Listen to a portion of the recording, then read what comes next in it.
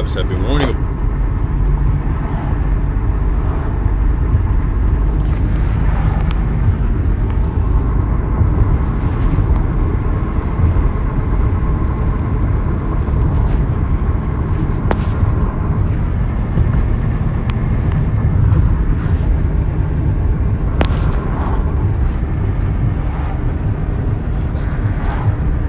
With regard to food shortage, yes, we did. So I'll talk about food shortages, and it's going to be real. The price of these sanctions is not just imposed upon Russia; it's imposed upon an awful lot of countries as well, including European countries and our country as well. And because both Russia and Ukraine have been the breadbasket of Europe in terms of wheat, for example, just to give one example. But we had a long discussion in the G7 with both the United States, which is a significant, the third largest producer of wheat in the world, as well as Canada, which is also a major producer. And we both talked about how we could increase and disseminate more rapidly food shortages. In addition to that, we talked about urging all the European countries and everyone else to end trade restrictions on sending limitations on sending food abroad. And so we are in the process of working out with our European friends what it would take to help alleviate the concerns relative to food shortages. We also talked about a significant major U.S. investment, among others, in terms of providing for the need for humanitarian assistance, including food. Alarm here this morning, and I want you to listen to me, and I want the nation to, because I'm the chairman of our House Agriculture Committee, and I'm very worried about this turmoil over in Ukraine and Russia's violent, illegal, and criminal action that they're taking, and the impact that this has on global trade, and most importantly, our own food security. We could very well be on the verge of a hunger crisis all over this world. I want to share with you some research and the nation so we can understand what this Ukraine-Russia situation is causing. Today, Russia alone is producing more than 2/3 of the 20 million metric tons of fertilizer used to grow corn and wheat around the world. One country producing 66% of the fertilizer that is needed. And when you combine Ukraine and Russia, also, these are the two largest exporters of wheat, corn, and barley, producing a quarter of the world's wheat in these two countries, making this impact a crisis of soaring magnitude when you have this much and these two countries are warring each other. So I want to sound the alarm on this. I want to ask you this question. I want to ask you, Chairman Powell, the disruptions and rising prices from these commodities will destabilize global food markets and threaten our food stability and social stability. So my question to you, Mr. Chairman Powell, to what extent could these developments create a financial stability risk here at home and abroad? And what must we do? We can go without a lot of things in this world, but the one thing we cannot go without is food. And when you have this much of power on our food security for the world in the hands of these two countries warring each other at this time, what can you do about it? So, right, I think your point is Shalom. First thing and foremost, I'm going to give all praises and glory and honor that's due to Yahweh Ba'ashim Yahweh Shai, Shem HaRakakwadash. Double honors unto the elders and the apostles of Great Millstone. Blessings and salutations to the hopeful elect, those in the gospel brother, from the standard of Yahweh Ba'ashim Yahweh Shai, wherever it may be. Just real quick, man. This thing is getting ready to hit. I really feel it, and brothers have been speaking on this, and why several brothers are doing lessons on this. I feel like my addition to this wouldn't really hurt as much, because this is prophecy, and the scriptures say that the prophets, they prophesied using similitudes. Man, god damn, they prophesied using similitudes of the prophets, man. Okay, which is basically a similarity, so to speak. But basically, man, they were talking about how Russia and Ukraine produces 66.6% of barley and wheat and oats in the world, which is 2/3 of the world's bread supply, man. And they are considered that America in the Midwest is considered the bread basket of the world. So this country is getting ready to head towards famine. Go, motherfucker.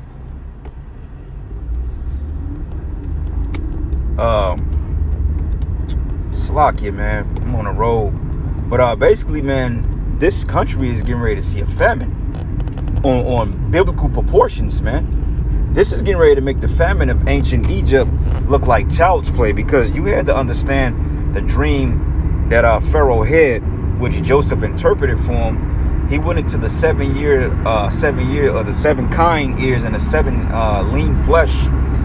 The 7 kind, and then you had the 7 lean years, or the 7 lean flesh of the stalks that he saw in the dream, which represents a famine. And they said that the famine was so sore in Egypt to the point that it made the 7 years of plenty look like as if it was never anything. Okay, so we're getting ready to hit judgment on biblical proportions, man. And I don't know if and I can't say this because brothers are really grasping the reality, but these people, they're not grasping the reality as to how bad that this thing is getting ready to get. Okay, and you got your president here, Sleepy Joe, even saying it. Okay, now why this was all set up and planned by the elites to bring in a digital infrastructure known as the MOTB, they blaming Russia on it, but Russia they're just following the NWO paradigm as well. Okay, because they're all are trying to sit at that round table as leading the nations in this new world order. You see, so Biden, Putin, all these guys, though they may be into it on a surface level, at the end of the day, the elites is controlling both sides, and this is what the elites want. Because even though they may be fighting among each other, the end goal is they want to RFI, they want to MOTB everybody, and that's just where it boils down to. Okay, and that may be the solution that they may use to say, well, look, this is going to do away with the food shortage if you allow us to Karagma you. Because we already said that the Karagma is going to be promoted through some type of economic tourism. Why not the food supply? Because that's directly tied into the economy. All right, brother. So this thing is getting ready to get bad real fast. And they were already staging this. They were already talking about this, because think about for the last year and a half, how all those particular containers sat out in the ocean for months. They wasn't allowed them to be shipped to certain stores. Certain food products were sitting out in the ocean for months. All right. And they was talking about over there in China how a lot of the they didn't have access to a lot of the food on the docks because they were just sitting there. Because when the shutdown came, everybody just pretty much abandoned posts. And then factories are shutting down production. All right. So you can kind of look and see that they were planning this. All right. And like Klaus Schwab said for the Great Reset, they said it specifically. He said, look, everybody's going to survive the common food shortage because, hey, everybody's going to need to have that, you know what, in order to get it. They're going to need to have the juice. And further yet, they're going to have that, you know what, the MOTB. You see, so this famine is getting ready to be bad. And while you niggas out there playing games and you're twerking, you thinking that 2023 or 2022 is going to be the bounce back because you felt that you've owed some type of gratuity because you've lived and fucked off your whole life being wicked. The Most High got another thing for you, man, okay? You people are getting ready to suffer greatly here in America. And we don't, I don't know if you people don't understand the severity of that, but this is serious, man, all right? And you got this sleepy, peasy-eyed bastard right here, this demon, this devil, that's basically playing with your ass, man, okay? Because the scriptures say you put your trust in Egypt, that should be your confusion, man. That should be your shame. Because what you dusty niggas go down there and do, you went down there and you voted for this fucking creep, okay? Which he's nothing but a damn devil. At the end of the day, he don't give two damns about you nigger women, okay? You Negroes. He don't give a fuck about you black women, man. All right, because the only reason why this man is really in there, okay, because the Electoral College, which is, which they select presidents, they're not elected, they're selected. But overall, on the surface level, you fucking black ass women put this man in there, man. Because he won pretty much 95% of the fucking woman vote. And majority of it was you damn women of color. All right, because you thought he was going to give you more child support, more stimulus checks. Well, guess what? He may be giving you more tax money. He may be giving you more stimuluses, but you ain't going to have no food to spend it on, man. Because all the food stamp, all the federal funding, they getting ready to cut that, man. Okay? And they getting ready to go to war behind this. So, brothers, man, we finna be up out of here in a minute, Lord's will. All right? So, like Apostle Tar said, hey, this is the year of Yahweh Bashim Yahweh Shai turning up. Hey, he couldn't have deemed this a better slogan. Hey, he couldn't have said it no better than that. That was so to the spirit speaking through that man, when he came up with that slogan. All right, this is the year of Yahweh Bashim Yahweh Shai turning up. And the Lord is definitely turning up because, hey, food shortages and famines are getting ready to hit this planet, man, on an all-time high. And all hell is getting ready to break loose in the streets of Babylon the Great and around the world. Okay, if you ain't of the Lord's elected, you ain't with the Lord ain't with you in that day, only thing we can say to you is, hey, it was nice knowing you. Because it's going to get that bad out here, man. It's going to get bad, it's going to get bad, and it's going to get bad, and it's going to be extra bad for you Israelites. Mainly you single women, man. All right, because you got babies, you have children. The father's all in jail, all right? He's not supporting. This is going to be a shit show. And we going to laugh, all right, because we've warned you. Like the scriptures tell you in Ezekiel 33, it says, and lo, this will come, then thou should know that a prophet has been among them. Okay, so hey, we're among the apostles and elders warning you people of the coming famine to get right and to repent, man. All right, and to get your minds right and stop playing games. But what do? You want to wait it out. You want to see. I want to have a wait and see approach. Oh, I want to continue to live wicked until the last minute. Then I'm gonna change my ways when I see a missile come. Nah, bro. Lord ain't gonna give you a ticket on his ark. Okay, which is the chariots now that's coming to deliver us. Lord's will, we of that number. All right, so bear with me, brothers. I'm driving here, so I'm gonna try to read the scriptures as best as I can. Matter of fact, let me do this real quick. Give me 1 second, Slocky. Put this on the thing. All right, so this is the book of Ezekiel, and I'm gonna start at verses Ezekiel 4, and I'm gonna start at verses 4, and I'm gonna start at 15. It says, then he said it to me, lo, I have given thee cow's dung for men's dung, and thou shalt prepare bread therewith. Right, eating GMO. Even the GMOs are getting ready to be scarce, man. Them little 99-cent Wendy McNuggets you like, hey, that shit is gonna be shut down. Okay, because hey, you ain't gonna have the breading to buy them because hey, they say that Russia controls 66% of the world's wheat resource. All right, so if you ain't getting that shipped on this side of the world, hey, how you gonna have your food? How you gonna have your pieces? How you gonna have your pita rolls? It's gonna be bad out here, man. And we know how much bread you jakes like to consume. It says here, and it says, and moreover, he said it to me, son of man, behold, I will break the staff of bread in Jerusalem. So the Lord is gonna break the bread. He's gonna do away with the food supply. Like the scriptures tell you in 2nd Esdras, he says that, hey, it says, and one man should stand up to fight against one another with swords in their hands because of the lack of food or the lack of bread and for great tribulation. All right, so that's what we have to look forward to, man. Great tribulation, according to the scriptures. And it says here, and I will break the staff of bread in Jerusalem, and they should eat bread by weight and with care, and they should drink water by measure and with astonishment, man. Because when the water cisterns are shut down, when the plants are shut down, you ain't gonna have access to free water. All right, like when a what do you call it? the sanitation systems, the toilet, like not the irrigation systems, but basically when it comes down to you having to flush your toilet, the cisterns and so forth, you know, a lot of those are hooked up to the smart meters now, man, to the electrical grid. So when the power is cut, you ain't gonna be able to really flush your toilets. You ain't gonna be able to get water, fresh water, because the pumping stations are gonna be shut down, because everything is ran digitally now. That was the whole concept of them running everything digitally so they could control everything. So from your shower water to your sink water or your tap water, your toilet water, you ain't gonna be able to get fresh water to drink, okay? Because they gonna run everything digitally. That's the whole concept of them trying to do away with the natural resources, because they want to put everything on a grid. So ultimately, man, they can hold on, let me see something here. Let me see if I'm still recording. Oh, okay, I'm still recording. So ultimately they can control everything, man. Okay. Next precept, and like I said, I'm driving, so you got it, brothers got to bear with me, man. I just wanted to do this while the spirit was hot, and the spirit is on me to do it, so you know we gonna get it done. So this is the book of Genesis, the 41st chapter, and I'm gonna start at verses 25. It says, and Joseph said it to Pharaoh, the dream of Pharaoh is one, and the Most High have showed Pharaoh what he is about to do.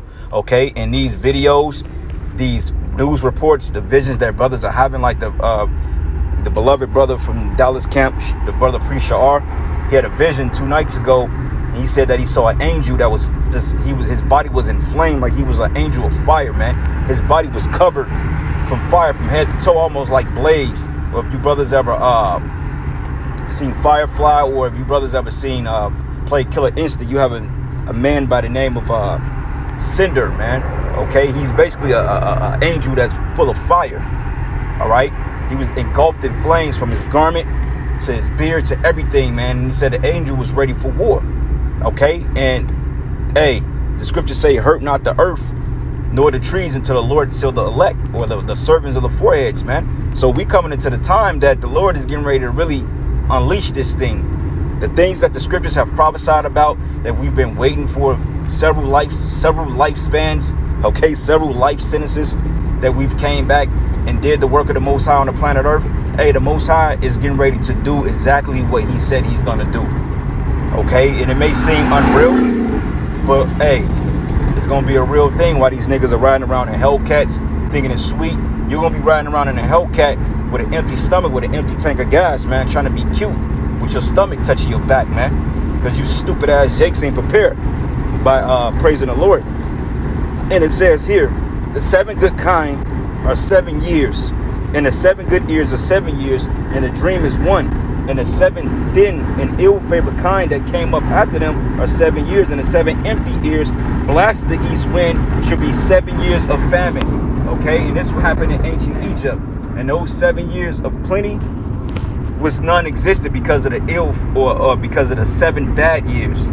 You see, so all the plenty that you've had in America since the time after the Great Depression, after World War II, when things bounced back slightly, hey man, you're gonna forget that the good days have even been a factor, because the scriptures say that, hey, once a man reached poverty, roughly paraphrasing it, it's in an apocrypha, but basically when a man is catching hell, he forgetted about the good days, man. So all the days of nourishment, all the days of abundance that you people have had, you're gonna forget about that, man. You're gonna forget about all the barbecues and the picnics you've had, the family reunions, the get-togethers, you know, the storehouses, the deep freezers full of venison, full of cow, full of that tainted pig you like to eat.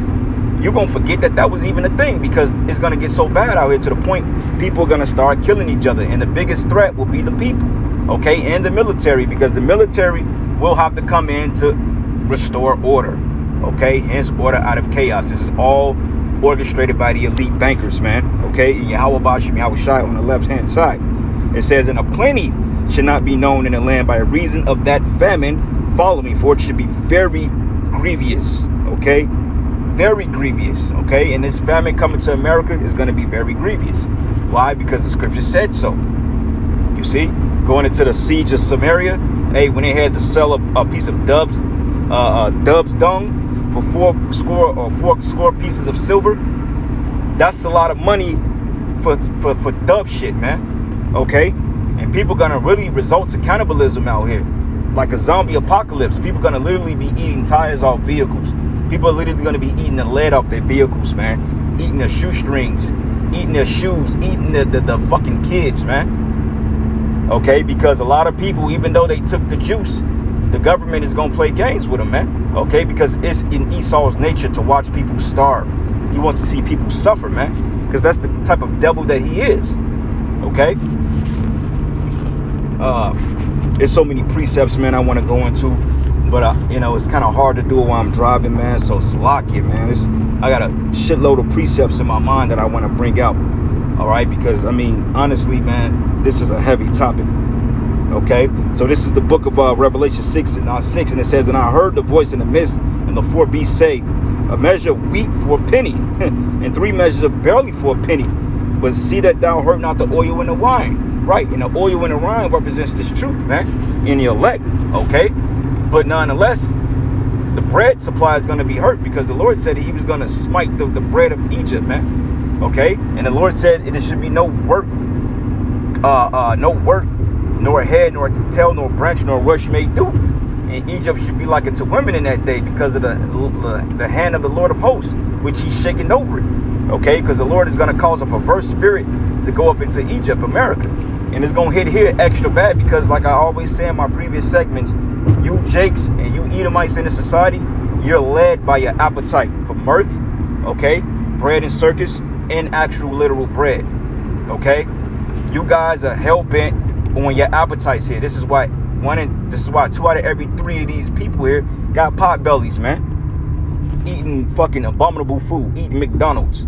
McDonald's ain't gonna be around too much longer, man. And if you want to eat McDonald's, you gotta have that charagma in order for you to even have a chance of getting a 99-cent hamburger. That's if it's 99 cents.